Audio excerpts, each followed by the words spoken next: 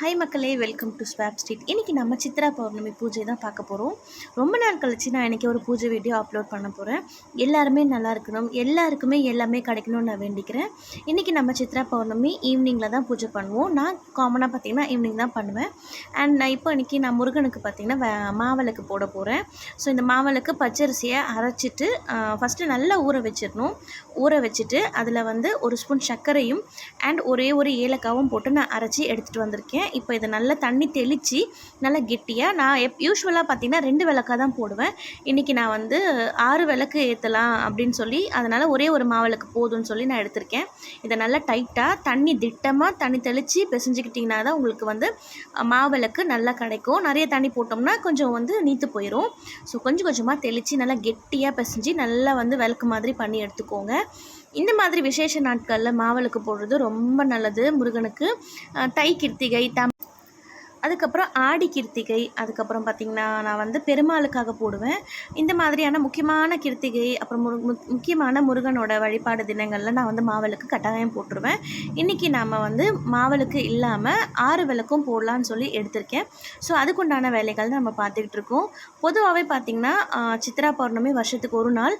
சித்ரா பௌர்ணமி முருகனுக்கு மட்டும் இல்லை, அம்பாளுக்கு, அப்புறம் ஈஸ்வரனுக்கு அண்ட் பெருமாளுக்கு எல்லாருக்குமே சித்ரா பௌர்ணமி அன்னைக்கு சாமி கும்பிட்றது ரொம்ப விசேஷம். அதுவும் இந்த வாட்டி செவ்வாய்க்கிழமை வந்திருக்கு.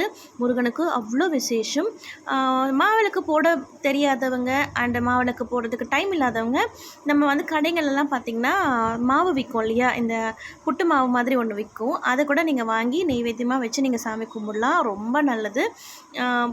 எனக்கு மாவிளக்கு போட்டு பழக்கன்றதுனால நான் போடுறேன். இப்போ நம்ம இதுக்கு 5 பொட்டு வைக்கிறோம். யூஸ்வலாக பார்த்திங்கன்னா 3 பொட்டு 2 பொட்டு வைக்கிறதோட 5 பொட்டு வச்சிங்கன்னா கொஞ்சம் நல்லாயிருக்கும். நான் கொஞ்சம் பெரிய விளக்காகவே செஞ்சு எடுத்திருக்கேன். அதுக்கப்புறம் முருகனுக்கு இந்த மாதிரியான நாட்களில் இந்த மாதிரி வெற்றிலை தீபம் போடுறது ரொம்ப நல்லது. ஆக்சுவலி பார்த்திங்கன்னா நம்ம இந்த மாதிரியான வெற்றிலை பாக்கில் விளக்கு ஏற்றுறதெல்லாம் புதுசு தான். நம்ம யூஸ்வலாக வெறும் அகல் விளக்கில் விளக்கு போட்டாவே போதும். இதெல்லாம் பார்த்திங்கன்னா எக்ஸ்ட்ராவாக சாமியை கவர் பண்ணுறதுக்கு உண்டான வேலைகள்னு கூட சொல்லலாம். ஆனால் பார்க்கும்போது ரொம்ப அழகாகவும் ரொம்ப லட்சுமி கடாட்சாபமாகவும் இருக்கும். ஸோ அதனால் நம்ம இந்த மாதிரியெல்லாம் கொஞ்சம் எக்ஸ்ட்ராவாக பண்ணிக்கலாம். இப்போ பார்த்திங்கன்னா நான் விளக்கு 6 விளக்கு சுற்றி வச்சுருக்கேன். அந்த வெத்தலையிலலாம் மஞ்சள் குங்குமம் வச்சுட்டு பூவும் வச்சு இப்போ நம்ம தீபார்த்தனை காட்ட போகிறோம். ஃப்ரூட்ஸு அண்ட் சித்ரா பௌர்ணமிக்கு ரொம்ப முக்கியம் பால் பாயாசம், இல்லை வெறும் பால் காய்ச்சின பால் கூட நீங்கள் ஏலக்காய் போட்டு ஒன்று வச்சுக்கலாம்.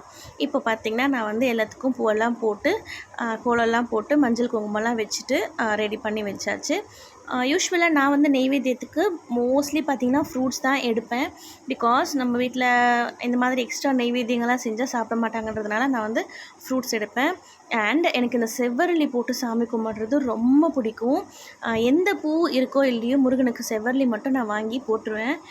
அது எவ்வளோ பூவாக இருந்தாலும் கட்டவும் செய்வேன். இப்போ நான் கட்டல, கடையில் அப்படியே வாங்கி தான் வந்தேன். நீங்களும் உங்கள் வீட்டில் முருகனுக்கு செவ்வரளி போட்டு சாமி கும்பிட்டுக்கோங்க. ரொம்ப நல்லது, ரொம்ப விசேஷம்.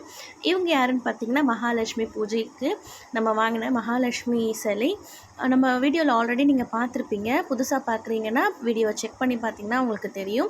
டைம் இருந்துச்சுன்னா செக் பண்ணி பாருங்கள். நம்ம வீடியோஸ்லாம் உங்களுக்கு பிடிச்சிருந்துச்சுன்னா லைக் பண்ணி, ஷேர் பண்ணி, கமெண்ட் பண்ணிக்கோங்க. அண்ட் பக்கத்தில் இருக்கிற பெல் ஐக்கானையும் ப்ரெஸ் பண்ணிக்கோங்க. அப்போ தான் நான் போடுற வீடியோஸ்லாம் உங்களுக்கு உடனே கிடைக்கும்.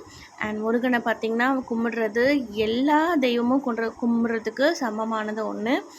என்ன கேட்டாலும் கொடுப்பாரு, ஆனால் ரொம்ப சோதிப்பாருன்னு கூட சொல்லலாம். பட் கைவிடவே மாட்டார். அதை உணர்வு பூர்ணமாக நம்ம தெரிஞ்சவங்களுக்கு மட்டும்தான் அது ஃபீல் பண்ண முடியும். நம்ம பேச்சில் சும்மா சொல்கிறது சும்மா அப்படி சொல்லிக்கலாம். பட் நீங்கள் முருகனை ரொம்ப நம்புறீங்க, ரொம்ப வேண்டுறீங்க அப்படின்னா அவங்களுக்கு அது ரொம்ப ஃபீல் ஆகும். அது நமக்குள்ளே சொல்லும், இது சரி, இது தப்பு, இதை பண்ணணும், இதை பண்ணக்கூடாது, இது இப்படி பேசணும், இதை இப்படி பேசக்கூடாதுன்னு சொல்லி உங்கள்கிட்ட முருகனே பேசுவான். எல்லாருக்குமே நல்லா இருக்கணும், எல்லாருக்குமே எல்லாமே கிடைக்கணும்னு நான் வேண்டிக்கிறேன்.